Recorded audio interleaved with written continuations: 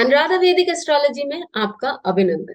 आज हम बात करेंगे मेष राशि पर और मेष राशि के कुछ गुणों पर जो 12 राशियों में किस तरह से रिफ्लेक्ट करते हैं। लेकिन उससे पहले आप सबका अभिनंदन और धन्यवाद कि आपने हमारे YouTube और Spotify चैनल्स को लाइक शेयर सब्सक्राइब किया और वहां अपने कमेंट्स और सुझाव लिखे। यदि आपने हमको सब्सक्राइब नहीं किया है तो जरूर करें और याद से बेल आइकन दबाएं ताकि आपको हमारा जो अपडेट्स है वो रेगुलरली मिलता रहे। जनरली जब हम मेष राशि की बात करते हैं तो हमको क्या समझ आता है? हम ये समझते हैं कि भाई मेष राशि वाले बहुत महत्वाकांक्षी होते हैं, वो बहुत जल्दी जल्दी ऊंचाई को प्राप्त कर लेते हैं, उनकी लीडरशिप क्वालिटीज बहुत अच्छी होती है, क्योंकि ये हम भेड़ को देख के सारी चीजें समझ सकते हैं। लेकिन मेष राशि वालों के लिए कुछ और भी चीजें हैं, या जहां आपकी मेष राशि आती है, क्योंकि 12 भावों में कहीं ना कहीं मेष राशि तो आपकी आएगी, तो वहां उन कारकत्वों को लेकर आपकी क्या धारणा है, या जो लोगों से वो भाव जुड़ता है, वो राशि जुड़ती है, उनकी क्या धारणा है, इस पर हम बात करते हैं। मेष का या भेड़ का एक बहुत यूनिक पॉइंट है कि वो किसी भी चीज की गहराई को नहीं समझ सकते, या दूरी को उनको जांचना नहीं आता। तो इसको हम मेष से कैसे जोड़े, मेष राशि से कैसे जोड़े? ये जो लोग होते हैं, चाहे वो आपका लग्न हो, पंचम भाव हो, तो उस हिसाब से चेंज होगा कि आप हैं, आपके बच्चे हैं, आपके शिष्य हैं, या चतुर्थ भाव हो तो आपकी माता जी हैं, या आपके सप्तम भाव हो तो आपका पार्टनर है, आदि। तो वो लोग जो होते हैं, वो किसी भी सिचुएशन की गहराई को नहीं समझ सकते, या उनमें दूरदर्शिता की कमी होती है। तो वहां पर हमारे लिए इंपॉर्टेंट हो जाता है कि लोगों को बैठाकर समझाना, देखें कि वो चीज जो है उसका क्या इम्पैक्ट आपके लाइफ में हो सकता है। वो हमेशा एक हड़बड़ में रहते हैं, क्योंकि उनको ऊंचाई को प्राप्त करनी होती है, लेकिन उसके साथ जो एक ठहराव आता है वो उनमें मिसिंग होता है, जो कि उनको समझाने की जरूरत है, ताकि वो और भी बुलंद ऊंचाइयों को पार कर सके और डेंजर्स जो उनके लाइफ में है उनको अच्छे से समझ सके। एक दूसरी बात यह है कि इनको अंधेरे से डर, ये जनरली जो बहुत उजाले वाली जगह जाना पसंद करते हैं या उजाले में रहना पसंद करते हैं। तो जैसे जैसे हम लग्नों की बात करेंगे, हम उस संदर्भ में इस पॉइंट को भी देखेंगे। तीसरी चीज ये है कि जब भी कोई भेड़ एक कदम पीछे लेता है, तो लोग ये सोचते हैं कि भाई ये सही है, अब ये इसका काम खत्म, ये पीछे जा रहा है, he is retrieving from the situation, मतलब रिटायरिंग फ्रॉम द सिचुएशन। ऐसी बात नहीं है। आप भेड़ों की वीडियोस लगा के देखिए, जब भी कोई भी भेड़ एक कदम पीछे लेता है तो वो अपने आप को पूरी तैयारी में रखना चाहता है। वो अच्छे से तैयार होकर और फिर सामने वाले पे ऐसा हमला करता है, ऐसा धावा बोलता है कि सामने वाले के चारों कोने चित हो जाते हैं। तो जब भी कोई व्यक्ति, चाहे आपका मेष जो है वो आपके पंचम भाव में हो, अष्टम भाव में हो, अष्टम भाव होना से तो और भी ज्यादा जरूरी है, समझना जरूरी है कि आप वो लोग जो है वो हमेशा पूरी तैयारी से फिर से आप पर धावा बोलने में सक्षम हैं। जब हम मेष लग्न वालों की बात करते हैं, तो ये स्वयं लग्न की ही सारी कैरेक्टरिस्टिक्स हैं, या कि वो व्यक्ति विशेष की कैरेक्टरिस्टिक है। उनको अंधेरे से डर लगता है। आप देखेंगे कि वो छोटे कमरों में या घुटन वाली जगहों में नहीं रहना चाहते, और धूप आदि वो उनको बहुत अच्छा लगता है। और साथ ही यदि वो कहीं वेकेशन पे जाना चाहते तो वो वहां बहुत अच्छे से, स्पेशली बीच आदि में, बहुत उनको अच्छा लगता है। उनको ठंडी जगहें और बिना, जहां उनको सूरज की रोशनी नहीं मिलती है, वो जगह उनको बिल्कुल पसंद नहीं आती है। आप ये भी देखेंगे कि मेष लग्न वाले जो लोग हैं, वो जनरली उनमें ठहराव और गहराव नहीं होता, अर्थात कि वो किसी भी सिचुएशन में बहुत ज्यादा डेप्थ में नहीं जाना चाहते। वो जल्दी जल्दी सिचुएशन को पार करके एक नई ऊंचाई पे जाना चाहते हैं। तो उनके लिए ये एक साइकोलॉजिकल इशू भी बन जाता है आगे चल के, कि लोग उनको ये भी बोलते हैं कि आपको गहराई समझनी चाहिए किसी भी सिचुएशन में, स्पेशली जो इंटेंस सिचुएशन होती है उसमें। तो यहाँ पर हम लोगों को बैठाकर उस बात को समझा सकते हैं, जिसके कारण जीवन भी स्मूथ हो और किसी भी परेशानी का को सामना करने में उनको प्रॉब्लम नहीं हो, क्योंकि हर परेशानी को वो डट के सामना कर सकते हैं। यदि जरूरत है तो बस इस बात की कि आप 1 मिनट उस परेशानी के पास से हट जाएं, अपनी अपना लक्ष्य नहीं छोड़े, लेकिन वहां से हटे और अपनी सारी ऊर्जा को इकट्ठा करें। जब आप अपनी शक्तियों को केंद्रित करेंगे तो आप उस परेशानी को कहीं अच्छे से कॉम्बैट कर सकेंगे, उसके साथ जूझ सकेंगे। अब आप टॉरस लग्न यानी वृषभ लग्न वाले लोगों के लिए ले लीजिए। उनके लिए मेष जो है वो द्वादश भाव का हो जाता है। अब जब आपका मेष द्वादश भाव में आ रहा है तो आप घूमने जाने के लिए, क्योंकि 12th हाउस आपके घूमने, दूर दराज घूमने जाने की बात है, तो आप बीचेस पसंद करेंगे, आप इक्वेटोरियल रीजन में कहीं जाना पसंद करेंगे, या आप नदी आदि के किनारे पसंद करेंगे। ऐसी जगह घूमने की इच्छा रखेंगे जहां पर आपको धूप अच्छे से पहाड़ भी पसंद करेंगे, लेकिन उसको आप विंटर्स में नहीं जाना पसंद करेंगे, आप पसंद करेंगे समर्स में जाना, जहां धूप आपके मुंह पर अच्छे से आती है। दूसरी बात ये कि आप जनरली, आपको बचपन से ही आप देखेंगे कि आपकी साइकोलॉजिकल फियर्स है, डार्कनेस को लेके भी और अननोन को लेकर भी। तो जब भी कोई अचानक से आपके सामने कोई परिस्थिति आती है तो आप उससे जूझने में कहीं प्रॉब्लम में आ जाती है, या आप उसको छोड़ देते हैं उस सिचुएशन को। मेरा बस कहना यह है कि सिचुएशंस को इस तरह ना छोड़े, उनको कॉम्बैट करने की कोशिश करें, उनसे लड़ने की कोशिश करें, क्योंकि वो क्षमता है। और जब आपको देना ही है तो खुले हस्त से दीजिए वापस, सनशाइन हंसते हंसते दीजिए, वो आपके लिए बहुत अच्छा रिफ्लेक्ट करेगा। या आप जब इन्वेस्टमेंट करना चाह रहे हैं, क्योंकि 12th हाउस आपके पैसे खर्चों को भी बताता है, आपके इन्वेस्टमेंट को भी बताता है, तो आप ऐसी कंपनीज में करिए जिनका लोगो शायद सन का हो, या आप ऐसी कंपनीज में करिए जहां पर जो कि उस बेल्ट में बहुत नामी हो, सनशाइन वाले एरियाज में हो, वो भी आपकी इन्वेस्टमेंट्स काम करेंगे। अब हम बात करते हैं जेमिनी लग्न वालों की। तो मिथुन लग्न वालों के लिए ये एकादश भाव होता है, और वो आपकी ऊंचाइयों को बताता है, क्योंकि 11th हाउस टिपिकली बोलता है कि आप सोसाइटी में कितना नाम शोहरत कमा सके हैं, आपने कितना धन संचय किया है।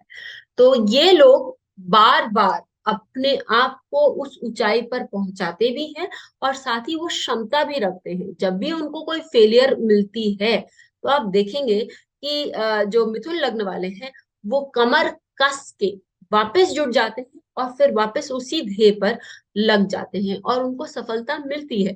इसका अर्थ ये है कि वो हार नहीं मानते, क्योंकि मेष जो राशि है वो हार मानना नहीं चाहती। बस जरूरत यह है कि आप उस सिचुएशन को अच्छे से समझ ले, गहराई में जाके समझ ले, और फिर काम करें। तो उस सिचुएशन को लेकर जो आपके मन में शंका है या डर है, वो भी आपका निकल जाएगा और उसमें आप अच्छे से काम करेंगे। अब जब हम फाइनेंस की बात करते हैं, क्योंकि 11th हाउस ऑब्वियसली अपना फाइनेंस बताता है, तो वो उस जगह से भी फाइनेंस निकाल सकते हैं जहां कोई और पहले नहीं कर पाया है या नहीं निकाल पाया है। जरूरत यही है कि उसके साथ क्या, और उसमें थोड़ी सी दूरदर्शिता लाइए कि आप उसके साथ किस तरह से डाइवर्सिफाई कर सकते हैं, या किन किन एरियाज को आप चुन सकते हैं, ताकि आपका ये जो काम है वो और भी अच्छा जाए। अब हम कर्क राशि वालों के, तो कर्क राशि वालों के लिए ये दशम भाव होता है। जनरली कर्क राशि वाले बहुत सौम्य सीधे साधे होते हैं देखने के लिए, लेकिन जब उनकी काम की बात आती है तो वो किसी को भी नहीं छोड़ते। वो अत्यंत कॉम्पिटिटिव होते हैं, और हर कंपटीशन को वो एक पर्सनल एजेंडा बनाकर काम करते हैं। क्यों? क्योंकि वो जो भेड़ है वो उनको कभी हारने नहीं देना सिखाता है। और साथ ही जब उनको लगता है कि कोई सिचुएशन बहुत प्रॉब्लमेटिक हो गई है, तो वो कभी भी हार नहीं मानते, वो अपनी कमर कस लेते हैं। और बोलते हैं ठीक है, ये मेरा काम है और मेरे को इस काम को ठीक करना ही है, चाहे कुछ भी हो जाए, और मैं इस सिचुएशन से लड़ूंगा ही। और वो उसके लिए सक्षम है, बस 1 मिनट का खाली उनको सोचने की जरूरत है। लेकिन यहाँ आपको एक और चीज सोचने की जरूरत है। जब भी कोई एक उलझन आती है जिसके बारे में आपने पहले कभी नहीं देखा या नहीं जाना, क्योंकि वहां पर आपको दूरदर्शिता भी अप्लाई करनी पड़ती है और साथ ही उसकी गहराई को भी आपको जानने की जरूरत है, तो आपको वहां पर एक ठहराव लाना जरूरत है। भागने की कोशिश मत करिए, कोई नया डायरेक्शन मत ढूंढिए, बस उस सिचुएशन पर बने रहिए, उसको एक्सेस करिए, उसको असेस करिए, और फिर आप देखेंगे कि वो सिचुएशन आपके काबू में है। तो आपकी जो नेगेटिव इश्यूज हैं, या हम कहें कि साइकोलॉजिकल इश्यूज हैं, आप उसको टैकल करके आगे बढ़ेंगे, तो कोई भी ऊंचाई आपके लिए बहुत ज्यादा अप्राप्य नहीं है। आगे बढ़ते हैं सिंह लग्न वालों। सिंह लग्न वालों के लिए आप देखेंगे कि आपका नवम भाव है, यानी आपके फादर ऐसा दिखा सकते हैं, ऐसी टेंडेंसीज, या जब आप हायर स्टडीज के लिए ट्राई कर रहे हैं तो आप दिखा सकते हैं। जब आप अपने लक का इस्तेमाल कर रहे हैं तो आप सोचेंगे कि मैं कुछ नया काम करूंगा, या मैं अपने लक को किसी एक नई दिशा में यूज करूं, या मैं कुछ पढ़ाई जो कर रहा हूँ वो एक नई दिशा में हमेशा मैं कौन कर पाऊंगा। वो एकदम सही बात है। लेकिन जब कोई लो पॉइंट आता है या अचानक से कुछ अनजान टेरिटरी आपके सामने आ जाती है, तो आप थोड़े समय के लिए हिल जाते हैं और आप एक और नई दिशा की ओर जाने की कोशिश करते हैं।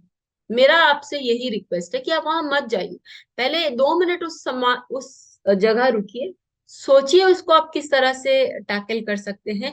आपके अंदर वो क्षमता है कि अंदर से आपको जो अनुभूति हो रही है, यदि आप उस पर थोड़ा सा ध्यान देंगे, तो आप उस सिचुएशन को टैकल कर सकेंगे और आगे भी बढ़ सकेंगे, और आपको जो एक नई हाइट चाहिए लाइफ में, वो आपका है ही। क्योंकि मेष लग्न वालों के लिए लक फैक्टर एक नई दिशा में, इट्स अ गिवन, आपको मिलेगा ही। बात यही है कि थोड़ा सा अपनी शक्तियों को वापस रिव्यू करने की जरूरत। अब नाइन्थ हाउस जो है वो आपके ग्रैंड पेरेंट्स को भी बता रहा है। तो मैं ये भी कह सकती हूँ कि आपके जो आदर्श हैं, वो ये आपके पेरेंट्स भी हो सकते हैं, आपके ग्रैंड पेरेंट्स भी हो सकते हैं, क्योंकि उन्होंने जीवन में हमेशा एक नया मुकाम प्राप्त किया है और अपने आप को एक एग्जाम्पल सेट किया है दूसरों के सामने। तो इसके लिए वो आपके आदर्श हो ही सकते हैं। अब हम कन्या लग्न वालों के लिए बात करते हैं। तो कन्या लग्न वालों के लिए आप देखें कि ये आपका अष्टम भाव है। अष्टम भाव काल पुरुष कुंडली में ऑलरेडी बताता है कि वो डार्क एरिया है। अब हो सकता है कि आपको उस एरिया से कहीं डर लगता हो। अष्टम भाव क्या क्या बताता है? अब अष्टम भाव आपको इंश्योरेंस से पैसा बताता है। अष्टम भाव आपको वो पैसा, वो धन बताता है जो कि आपको इनहेरिटेंस से मिलता है। अष्टम भाव आपको जो है स्पिरिचुअलिटी की तरफ लेके जाता है, या वो हेरिडिटरी इश्यूज के बारे में बताता है। तो इन सब चीजों में भी हो सकता है कि आपको भय हो, लेकिन आप में ये क्षमता है कि आप इन चीजों को अच्छे से पार कर सकते हैं, अपने भय को अच्छे से पार कर सकते हैं।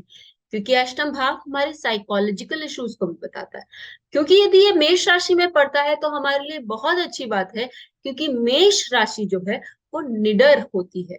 और यदि आपने निडरता का स्वभाव दिखाया और आप हमेशा तैयारी के साथ अपने सारे जो फियर्स हैं, डर हैं, उनका आपने सामना किया, तो आप देखेंगे कि आप अपने डर पर बहुत अच्छा काबू पा सकते हैं और आप वहां कहीं ना कहीं विजयी होते ही हैं।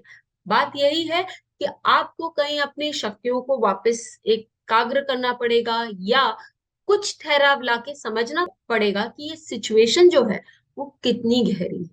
क्या मैं उसको पार कर सकता हूँ या नहीं, ये तो सोचना ही नहीं है, क्योंकि आप कर ही सकते हैं। लेकिन मैं इसको किस तरह से पार करूँ? अब जब हम म्यूचुअल फंड्स की बात करते हैं या हम इंश्योरेंस की बात करते हैं, तो इंश्योरेंस यदि हम क्लेम करते हैं तो हम कर ही सकते हैं, हमको मिलेगा ही, लेकिन हमको बेस्ट वे ऑफ क्लेमिंग क्या है, हमको बेस्ट वे ऑफ इंश्योरेंस, किस तरह का इंश्योरेंस लेना चाहिए जो कि हमारी फायदे में है, तो उस वहां हमको बैठ के कहीं ना कहीं सोचने की आवश्यकता है, एक मूल्यांकन करने की आवश्यकता है। फिर अध्यात्म की बात यदि हम करें तो मेरे लिए क्या अध्यात्म सही है। आप जनरली देखेंगे कि कन्या लग्न वाले जो लोग होते हैं वो बहुत यथार्थवादी होते हैं और उनको हमेशा प्रैक्टिकलिटी से मतलब होता है। तो ये यदि आपका ये अष्टम भाव है और ये आपका स्पिरिचुअल असेंट बता रहा है, तो वहां आपको कुछ समय एक्सपेरिमेंटेशन करना है। जिस पाथ पर आप चल रहे हैं उस पर आपको गहन अध्ययन करना है। और ये आप में क्षमता है, जैसे मैंने आपको बार बार बोला है, वो उस जब आप वो काम कर लेंगे तो आप देखेंगे कि लाइफ में बहुत सारी चीज सहजता से आपको प्राप्त हो रही है। आगे बढ़ते हैं और तुला लग्न वालों के लिए बात करते हैं। जब हम तुला लग्न वालों के लिए बात करते हैं तो ये आपका सप्तम भाव आता है। सप्तम भाव से ये बताता है कि आपके ये पार्टनर्स या आपके स्पाउस को बताता है। आपको मालूम है कि आपके पार्टनर्स और स्पाउस जो है वो गो गेटर्स हैं, जो भी उनको चाहिए वो प्राप्त करके रहते हैं। लेकिन शायद उनमें ये कहीं कमी है कि वो जब बहुत सारे प्रॉब्लमेटिक सिचुएशन से गुजर रहे होते हैं तो वो उस सिचुएशन में बौखला जाते हैं, क्योंकि उनको समझ नहीं आता है कि सिचुएशन की गहराई क्या है, या वो एक नई दिशा लेने की कोशिश करते हैं। आप में क्योंकि ये इंसाइट है, ये एबिलिटी है कि आप देख सकते हैं कि सामने वाला कहाँ जा रहा है, कैसे कर रहा है, तो आप उनके साथ अच्छे से बैठकर उनको ये बात समझा सकते हैं जिसके कारण उनका जो सफर है वो और भी अच्छा हो जाए। या जब आपकी खुद की बारी आती है तो वो आपका एक पद बताता है जो कि आपको सोसाइटी में मिला है। तो आप को जब भी कहीं एक सोशल इवेंट में या एक सोशल लेवल पे कुछ करना है तो आपको बहुत सजग होके करना है, उस सिचुएशन की गहराई को समझते हुए, उससे न डरते हुए आपको स्टेप्स लेने हैं, ताकि आपके लिए जो ऊपर का रास्ता है वो बहुत सहज और आसान हो। फिर आपको या आपके स्पाउस को या आपके पार्टनर्स को अंधेरी जगहों से थोड़ा डर लगता है, तो यह अच्छा नहीं लगता है। तो आप जब वेकेशन पे जा रहे हैं तो आपको मालूम है कि आपको किस तरह की जगहों का चयन करना है। और यदि आप सप्तम भाव जो है वो हमारे ओपोनेंट को भी बताता है, तो यदि आपका ओपोनेंट किसी बात पर शांत है तो प्लीज ये समझने की गलती ना करें कि भाई उसने घुटने टेक दिए, क्योंकि उसने घुटने नहीं टेके। वो अपनी सारी ऊर्जा इकट्ठा कर रहा है या कर रही है ताकि वो आपको अच्छा सबक सिखा सके। यही आप, क्योंकि सप्तम भाव आप किस तरह से अपने ओपोनेंट के साथ बिहेव करते हैं उसको बताता है, तो ये चीज आपके लाइफ में भी रिफ्लेक्ट करती है। अब हम आते हैं वृश्चिक लग्न वालों की। वृश्चिक लग्न वालों के लिए जो मेष का की राशि है वो षष्टम भाव है। वृश्चिक राशि वालों के लिए वो जनरली देखेंगे कि उनके घर में काम करने वाले लोग या उनके साथ काम करने वाले लोग वो अंधेरा आदि में काम नहीं कर सकते, छोटे छोटे जगह में बैठ के काम नहीं कर सकते। उनके लिए बहुत जरूरी है कि वो लाइट पंखा अच्छे से चला के काम करें। तो हाँ, ये आप भी जो समझते हैं, तो एक कंड्यूसिव एनवायरनमेंट, एक अच्छे एनवायरनमेंट में जब लोग काम करते हैं तो उनकी जो काम करने की शक्ति है वो बढ़ जाती है।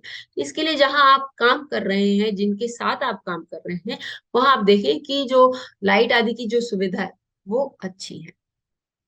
या आप ऐसे एनवायरनमेंट में ऐसी जगह काम करें जहां पर आपको लोगो जो है वो रैम का मिले या सूर्य का मिले, तो आप देखेंगे कि वहां आपकी उन्नति बहुत अच्छी हो रही है।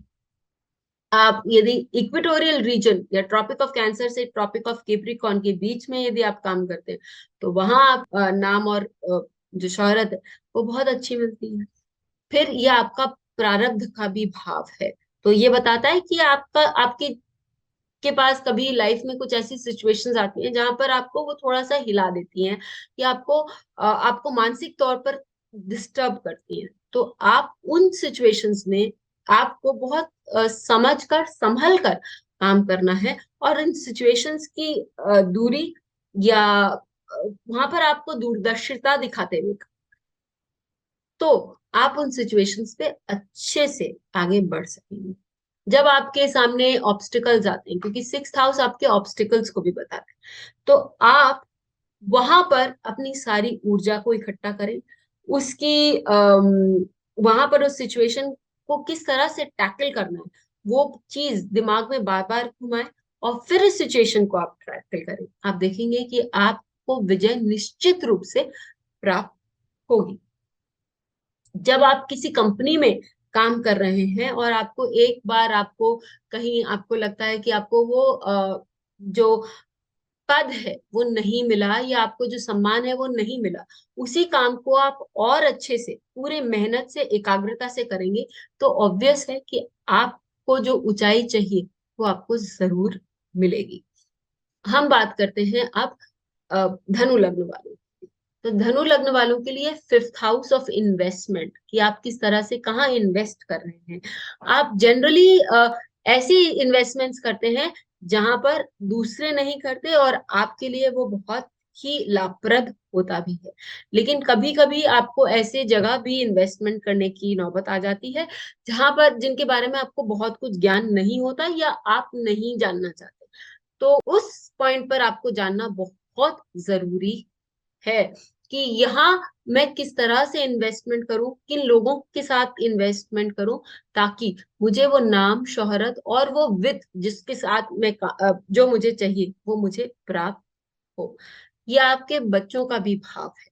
तो आपके बच्चों के भाव के लिए यदि मैं ये कहूँ कि आप बच्चों के साथ, बच्चों की लाइफ में कुछ एरियाज ऐसे हैं जहां जिनके बारे में आपको कोई ज्ञान नहीं है, लेकिन यदि उनको उन एरियाज में तकलीफ है, तो आप बिना उसके जानते हुए भी आप यदि उनके साथ बैठ के बात करें, धीरे से उनको समझाने का प्रयत्न करें, तो वो उनके लिए और आपके रिलेशन के लिए भी अच्छा होगा।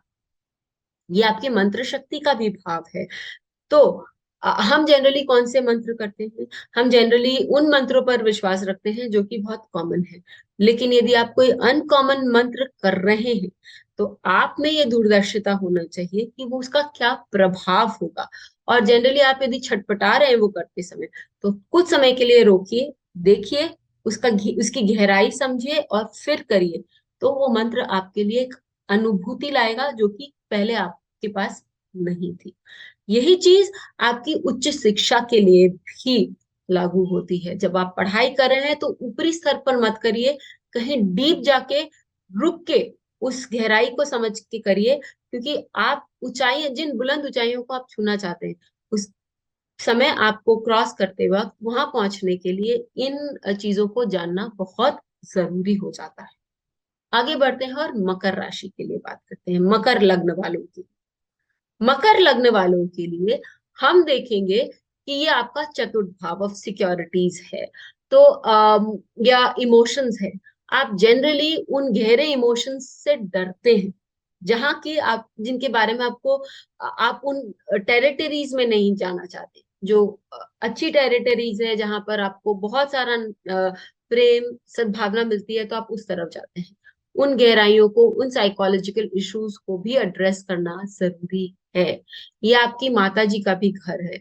तो आप देखेंगे कि ये क्वालिटीज आपकी माँ में भी आ सकती है। दूसरा, आप ये भी देख सकते हैं कि जब मैं उन इश्यूज के बारे में बात कर रही हूँ, पढ़ाई करते टाइम, बचपन में जब हम पढ़ाई करते हैं, आपका यदि कोई आपकी कोई संतान है, तो यदि वो मकर लग्न वाली है, उनका लग्न जो है वो मकर का है, तो आप ये देखें कि उनका ये बेसिक हाउस ऑफ एजुकेशन है, और वो जनरली उन चीजों को पढ़ना नहीं चाहती जहां की उसको समझ नहीं। तो उनको वहां पर हमको बैठ के समझाने की आवश्यकता है कि ये चीज ऐसे आती है, और इसको यदि आप समझ लेते हैं तो आगे चलकर आपके लिए फायदेमंद है। आप देखिएगा कि उनके एडुकेशन में, उनकी ज्ञान में फिर कितनी वृद्धि होती है। साथ ही आप ये देखें कि हम लोगों में वो क्षमता, मतलब मकर लग्न वालों में ये क्षमता है कि वो किसी भी सिचुएशन को प्यार से, धीरे से, इमोशनली अच्छे से अपने आप को वापस अपनी शक्तियों को एकाग्र करके उस इमोशनल सिचुएशन को किस तरह से पार कर सकते हैं। तो ये सारी जो बातें हैं वो मकर लग्न वालों के लिए। आगे हम बैठते हैं कुंभ लग्न वालों के लिए। कुंभ लग्न वालों के लिए जब हम सिचुएशन की बात करते हैं, तो कुंभ लग्न वाले जो होते हैं वो उनको ये थर्ड हाउस, और थर्ड हाउस में भी मेष राशि, मंगल की राशि। और मेष वाले लोग जो होते हैं वो जनरली भिड़ंत करने से डरते नहीं है। तो आप जनरली ये भी देखेंगे कि भाई आपके जो छोटे भाई बहन हैं वो निडर हैं, और उनमें साहस की कोई कमी नहीं है। वो जिस सिचुएशन में जाएं वो उसको अच्छे से पार कर सकते हैं। ये आपका पराक्रम का भी भाव है, तो आप स्वयं किसी भी सिचुएशन से नहीं डरते हैं। आप हमेशा सिचुएशन को पार करने की क्षमता रखते हैं। ये आपके सबकॉन्शियस माइंड का भाव है। तो आपको सबकॉन्शियसली जो है वो अंधेरे से डर लगने की संभावना है। साथ ही आपको सबकॉन्शियसली जो घेराव वाले टॉपिक्स है, या जो आपके अंधेरे वाले टॉपिक्स है, अर्थात जिनके बारे में आपको बहुत ज्यादा ज्ञान नहीं है, तो उन चीजों से आप बचना चाहते हैं, या उनसे आपको समझने में थोड़ी सी तकलीफ होती है। बस जरूरत है तो आपके आत्मविश्वास की और अपनी शक्तियों को एक जगह एकाग्र करें, और फिर उसके साथ आप हमेशा जूझ सकते हैं। आपको कोई प्रॉब्लम नहीं। फाइनली हम बात करते हैं मीन लग्न वालों के लिए। मीन लग्न वालों के लिए ये आपका द्वितीय भाव है। द्वितीय भाव आपके वित्त कमाने को बताता है, आपके परिवार के संस्कारों को बताता है, और जनरली आपके फैमिली के एटीट्यूड को बताता है। तो मैं ये कहूंगी कि मीन वाले जो थोड़े, जो हमें बहुत शांत नजर आते हैं, और बहुत ही स्वाभाविक रूप से हम कहेंगे कि बहुत दयालु नजर आते हैं, लेकिन जब अपने संस्कारों की बात आती है तो वो इसके लिए बहुत पजेसिव होते हैं, और उनको हमेशा प्रगतिशील एक संस्कार मिलते हैं कि आपको आगे बढ़ना है, आपको कुछ अच्छा काम करना है। ये सारी जो चीजें हैं वो उनके अंदर कूट कूट के भरी होती है। पैसे कमाने के लिए वो किसी भी कोने में जा सकते हैं, और उनको उसके लिए डर नहीं लगता। तो आप में ये केपेबिलिटी है कि आप जहां चाहें वहां जाकर आप धन कमा सकते हैं। अपने आप को सज्ज करें और सिचुएशंस का बार बार सामना करें। हो सकता है यदि आपके लिए यह मैलेफिक है तो वो आपको बार बार काम कराएगा, लेकिन आपको धन वो देकर ही रहेगा। दूसरी बात, आपको सिचुएशन की गहराई, जो भी आप के रास्ते में रोड़ा बनकर आ रहा है, उसको आपको समय निकाल कर समझना पड़ेगा। आप में हो सकता है एक हड़बड़ हो कि आपको बहुत कुछ करना है छोटे से समय में, लेकिन 2-4 मिनट या जैसा भी समय है उसको समझने के लिए यदि आप अपना दे टाइम, तो आप एक अच्छा धन कमा सकते हैं, अच्छे लेवल पे काम कर सकते हैं, और परिवार का नाम भी बहुत ऊंचाई तक ले जा सकते हैं। तो ये सारी जो चीजें थी, ये हम मेष राशि से देख सकते हैं। और सारी राशियां हम आगे कवर करते रहेंगे। कमेंट बॉक्स बॉक्स में जरूर लिखकर हमें बताइए कि आपको ये वीडियो कैसा लगा। फिर मिलेंगे, तब तक के लिए धन्यवाद।